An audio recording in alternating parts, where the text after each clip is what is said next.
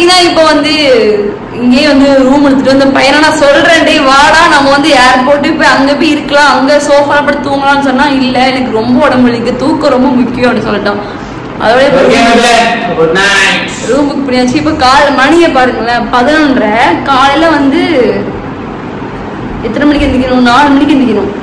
Just 3.5 hours நான் வந்து தெரியாத ரூம்ல வந்து இருக்கேன். சரி ஓகே, பட் நமக்கு ரெஸ்ட்டும் தேவைதான். ஓகே மக்களே, குட் நைட். டேய் குட் நைட் சொல்றா. குட் நைட் மக்களே, பாய், நாளைக்கு பார்க்கலாம். குட் மார்னிங் மக்களே, மணி 4 மணி ஆயிடுச்சு. ஏர்போர்ட்டு கிளம்பிட்டோம். 6:55 தான் ஃப்ளைட்டு டிபார்ச்சர். பட் நம்ம வந்து 4:30 அங்கே இருக்கணும்னு சொல்லிட்டாங்க. கிளம்பிட்டோம்.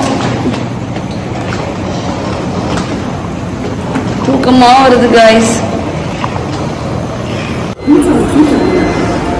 மக்களே, இதுதான் பார்த்தீங்கன்னா கோவா ஏர்போர்ட்.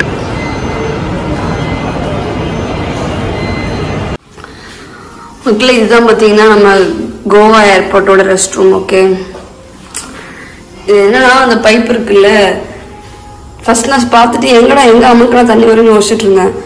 சும்மா கை வச்சா போதும் தண்ணி வந்துடும். நல்லா இருக்குல்ல? ஸோ நான் பார்த்தீங்கன்னா ப்ரஷ் பண்ணலை.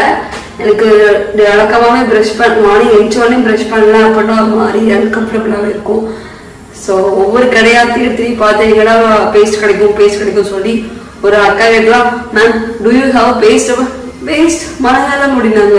இல்லை ஒன்றும் இல்லைன்னு சொல்லிட்டேன். அப்புறம் நல்ல மெடிக்கல் சொல்லிட்டேன். அங்கே போயிட்டு மேம் டூ யூ ஹாவ் பேஸ்ட்னா டூத் பேஸ்ட் எஸ் மேம் இந்த லெஃப்ட் சைட் நாங்கள் அப்படியே எடுத்துட்டு இப்போ ப்ரஷ் பண்ணதுக்கு அப்புறம் தான் எனக்கு கொஞ்சம் நல்லா இருக்கு. ஃபேஸ் கொஞ்சம் டல்லாக இருக்குல்ல, ஏன்னா நான் சோப்பே போடல முடிஞ்சுருக்கு. அப்படியே சும்மா வாஷ் மட்டும் பண்ணிட்டு வந்துட்டேன். பட் பரவாயில்ல, மேக்கப் இல்லாமல் நம்ம அழகாக இருப்போம் இல்லை? ஓகே, நம்ம ஃப்ளைட் வர்றதுக்கு இன்னும் மணி இத்தனை 6:55 தான் ஃப்ளைட்டு. 5:20 தான் ஆகுது. பார்க்கலாம். நான் இங்கே தெரியுது, கரெக்டாக தெரியுது, உங்களுக்கு தெரியுதா? ஓகே, ஃப்ளைட்டு இப்போதான் நான் வந்து வெளிச்சத்தையே பார்க்குறேன். மணி பார்த்தீங்கன்னா 6:20 ஆயிடுச்சு. நம்ம போக வேண்டிய பஸ் வந்துருச்சு. இந்த பஸ்ஸில் ஏறி தான் நம்ம வந்து Flight 91 ஃப்ளைட்டு அந்த ஃப்ளைட்டுக்கு போகிறோம். கொஞ்சம் க்ளவுடியாக மழை விழுந்துட்டு அப்படி இருக்கு. கொஞ்சம் பயமாக தான் இருக்கு. சேஃபாக போய் சேரணும். ஓகே, போகலாம். ஹாய் தம்பி. ஹாய். நெருங்கியாச்சு. போயிட்டு நீதி காப்பி குடிக்கலையா? கஷ்டமா இருக்கு. யாரு குடிக்கிற காப்பி?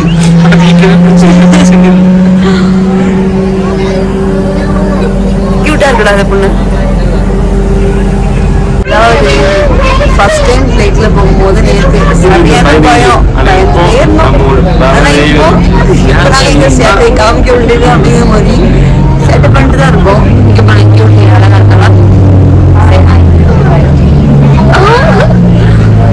ஸோ இப்போ எனக்கு வந்து கம்ஃபர்டபுள் ஆயிடுச்சு. ஓகே, இதாண்டா ஃப்ளைட்டு, இதாண்டா இப்படி தானே இருக்கணும் ஏர்போர்ட்ல. இல்ல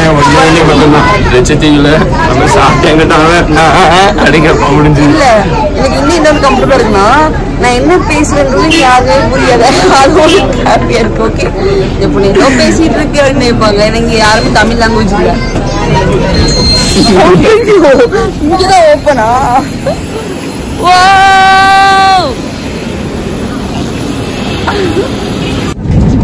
ஸோ காய்ஸ், நம்ம வந்து இந்த ஃப்ளைட் வந்து பார்த்தீங்கன்னா Flight 91.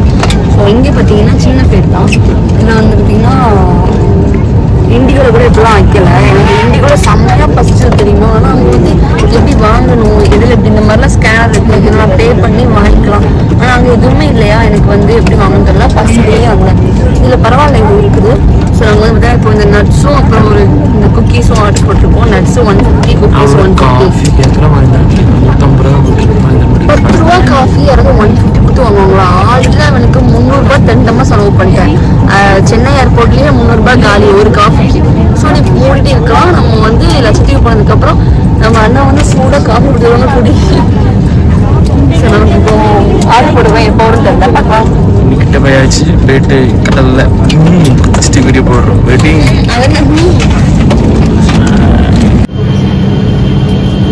கியூட்டியை பாருங்களேன். இப்போ ஹாய் சொன்னா கொஞ்சம் பார்க்க மாட்டேங்கிறான். அவங்க அம்மா பார்த்துருக்காங்க.